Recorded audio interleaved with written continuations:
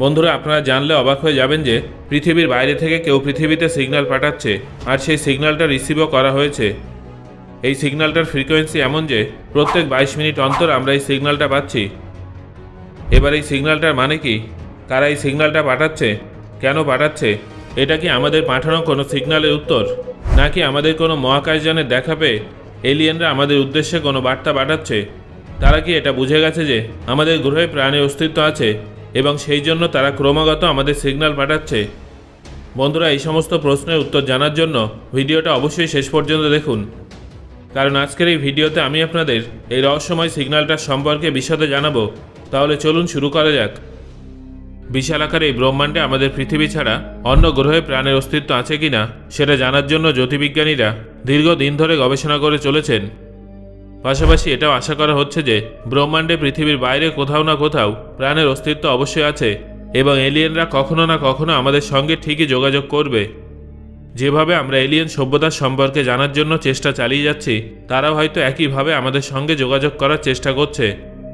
তবে আপনারা জানলে অবাক হয়ে যাবেন যে 1977 সালের 15 আগস্ট রাত 11:16 রেডিও টেলিস্কোপে এমন একটা বার্তা এসেছিল যেটা সবাইকে চমকে দিয়েছিল। সেইবার আমরা প্রথম অন্য কোনো জগৎ থেকে বার্তা পেয়েছিলাম। রেডিও টেলিস্কোপে 1 মিনিট 12 সেকেন্ড পর্যন্ত অদ্ভুত একটা বার্তা চলেছিল, যেটা ব্রহ্মাণ্ডে এলিয়েনদের উপস্থিতির সম্ভাবনাকে আরও জোরালো করে তুলেছিল। এই রেডিও সিগন্যালটা বিগ এয়ার রেডিও টেলিস্কোপ পেয়েছিল। যখন বিগ এয়ার রেডিও টেলিস্কোপে সিগন্যালটা এসেছিল, তখন জ্যোতির্বিজ্ঞানী জেরি ইম্যান পেপারে কিছু আশ্চর্যজনক প্রিন্ট আউট দেখে অবাক হয়ে গিয়েছিলেন। সেখানে অদ্ভুতভাবে কিছু বার্তা পাঠানো হয়েছিল এবং ওয়াও লেখা ছিল। জ্যোতির্বিজ্ঞানী জেরি ইম্যানের বক্তব্য অনুযায়ী সেই রেডিও সিগন্যালটা পৃথিবীর থেকে আনুমানিক 1800 আলোকবর্ষ দূর থেকে এসেছিল। অনুমান করা হয়েছিল যে এলিয়েন অথবা অন্য কোনো গ্রহের বাসিন্দারা সেই সিগন্যালের মাধ্যমে বিশেষ কিছু বার্তা পাঠিয়েছিল। The search for extra terrestrial intelligence ACTI আজও ব্রহ্মাণ্ডের অন্ধকার গহ্বর সম্পর্কে অনুসন্ধান করে চলেছে এবং এই সিগন্যালটা সম্পর্কে গবেষণা করে চলেছে।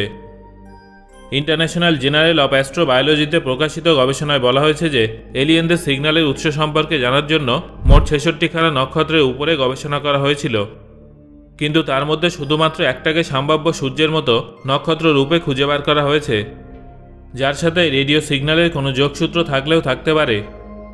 অর্থাৎ সেই নক্ষত্রটার নিজস্ব গ্রহ থাকতে পারে যেখানে উপস্থিত কোনো সভ্যতা হয়তো আমাদের সেই সিগন্যালটা পাঠিয়েছিল। তবে এটা 1800 বছর পুরনো সিগন্যাল ছিল। আসলে যেখান থেকে এই সিগন্যালটা এসেছিল সেটা আমাদের থেকে 1800 আলোকবর্ষ দূরে ছিল, তাই নিঃসন্দেহে এই সিগন্যালটা অনেক পুরনো ছিল। এর মানে এটাই যে সেই সভ্যতা আমাদের থেকে অনেক বেশি আধুনিক ছিল, কারণ আজ থেকে 1800 বছর আগে মানব সভ্যতা এত উন্নত ছিল না। বন্ধুরা, বর্তমানে প্রত্যেক 22 মিনিট অন্তর একটা রেডিও সিগন্যাল পৃথিবীতে আসছে। এই রহস্যময় সিগন্যালটা আরও একবার সম্পূর্ণ বিজ্ঞান জগৎকে হতবাক করে তুলেছে।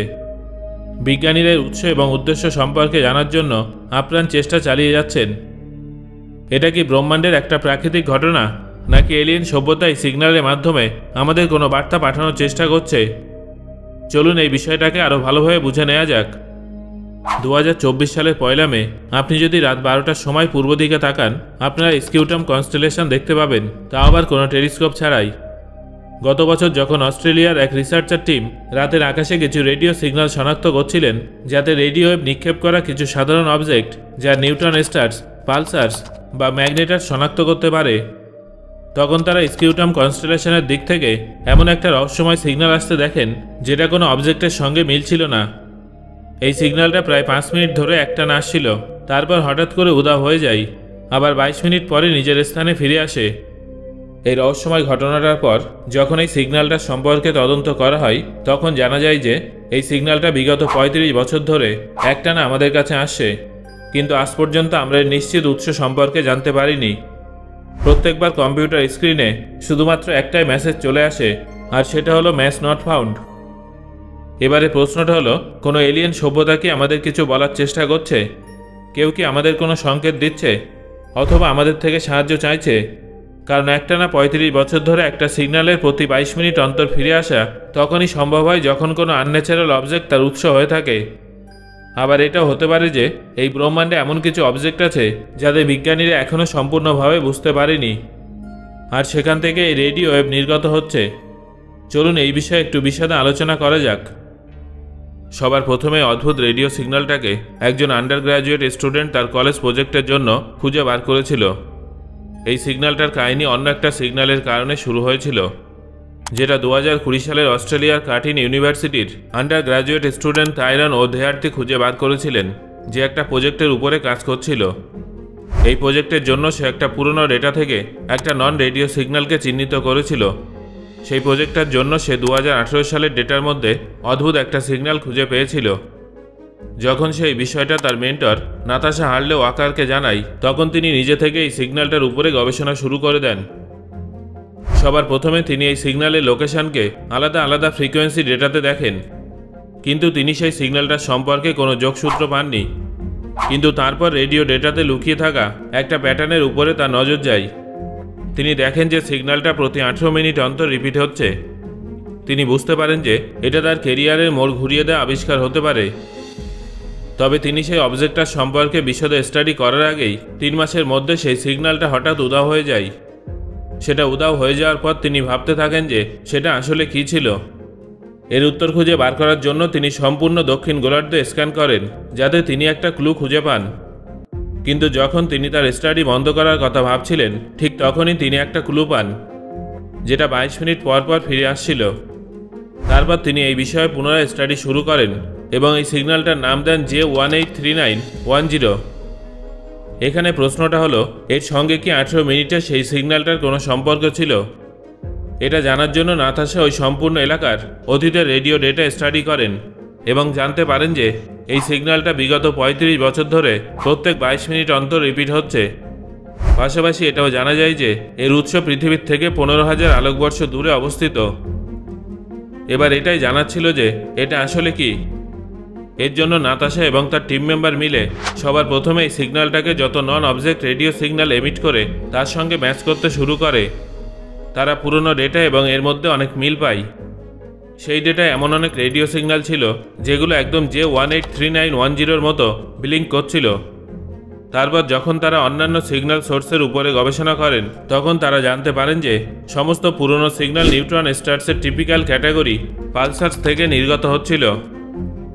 পালসার্স নিউট্রন স্টারের থেকে অনেক বেশি ঘন হয় এবং এই ঘন বায়ুমণ্ডলের কারণে পালসারে উপস্থিত নিউট্রন, ইলেকট্রন এবং পজিট্রন বিভক্ত হয়ে যায় এবং তার পৃষ্ঠে দ্রুত ঘুরতে থাকে। যখন জ্যোতির্বিজ্ঞানীরা পালসারের উপরে স্টাডি করেন, তখন তারা ধীরে ধীরে বুঝতে পারেন যে তারা হয়তো প্রথম থেকেই ভুল ট্র্যাকে ছিলেন। কারণ সাধারণত পালসারের আচরণ স্টাডি করার জন্য বিজ্ঞানীরা তার দ্বারা নির্গত সিগন্যাল কত সময় পর পর রিপিট হচ্ছে অথবা তার পালস রেটিং পিরিয়ড ক্যালকুলেট করে থাকেন, যাতে পালসার স্টার পরবর্তী কত সময় পর্যন্ত বেঁচে থাকবে সেটা অনুমান করা সম্ভব হয়। সম্প্রতি পাওয়া রেডিও সিগন্যালটা কি সত্যিই পালসারের কারণে উৎপন্ন হয়েছিল, সেটা জানার জন্য বিজ্ঞানীরা এখনও পর্যন্ত সমস্ত পালসার স্টারকে তাদের রোটেশন পিরিয়ডের ভিত্তিতে একটা গ্রাফে প্লট করেন। একটা সাধারণ পালসার স্টারের পালসেশন পিরিয়ড 0.25 থেকে 2 সেকেন্ডের মধ্যে হয়ে থাকে, আর এই জন্য সব পালসার স্টার এই এলাকায় চলে আসে। কিন্তু ক্রমাগত রোটেশন হওয়ার কারণে ধীরে ধীরে পালসার তাদের এনার্জি হারাতে শুরু করে। পালসারে এনার্জি কমে গেলে তাদের রোটেশন স্পিডও কমে যাবে, আর যদি রোটেশন স্পিড কমে যায় তাহলে তার পালসেশন পিরিয়ড বেড়ে যাবে। এই অবস্থায় পালসার এমন একটা এলাকায় চলে যাবে যেটাকে জ্যোতির্বিজ্ঞানীরা ডেথ ভ্যালি বলে থাকেন। ডেথ ভ্যালিতে যেতে যেতে পালসারের জীবনের কাউন্টডাউন শুরু হয়ে যায়। এর ফলে পালসারের রোটেশন স্পিড এতটাই কমে যায় যে সেটা অনেক কষ্টে সামান্য কিছু রেডিও ওয়েভ এমিট করতে পারে। তবে এই নক্ষত্রটা এখন স্লো হয়ে গেছে আর এর পালস রেটও এখন ডিলে হয়ে যাচ্ছে। যখন পালসার সেই ডেডলাইনটাকে অতিক্রম করে, তখন তার রোটেশন এতটাই স্লো হয়ে যায় যে এই অবস্থায় সেটা রেডিও ওয়েভ এমিট করতে পারে না। কিন্তু জ্যোতির্বিজ্ঞানীদের পাওয়া সিগন্যালটাকে যখন তারা গ্রাফে আপলোড করেন, তখন তারা অবাক হয়ে গিয়েছিলেন, কারণ এই সিগন্যালটা ডেডলাইন পার করেও রেডিও ওয়েভ এমিট করছিল, যার ফলে এটা তো নিশ্চিত ছিল যে এই অবজেক্টটা কোনো পালসার ছিল না। তবে পালসারের মধ্যেও একটা বিশেষ ক্যাটাগরি থাকে যা ম্যাগনেটার্স নামে পরিচিত, অর্থাৎ এমন নক্ষত্র যার ম্যাগনেটিক ফিল্ড সাধারণ পালসারের তুলনায় 1000 গুণ বেশি হয়ে থাকে। তবে বিজ্ঞানীরা পরীক্ষা করে দেখেছেন যে এই সিগন্যালটা ম্যাগনেটার্সের সঙ্গেও ম্যাচ করেনি। তাই এখনও বিজ্ঞানীদের কাছে এই সিগন্যালটা অত্যন্ত রহস্যময় একটা জিনিস হয়ে রয়ে গেছে।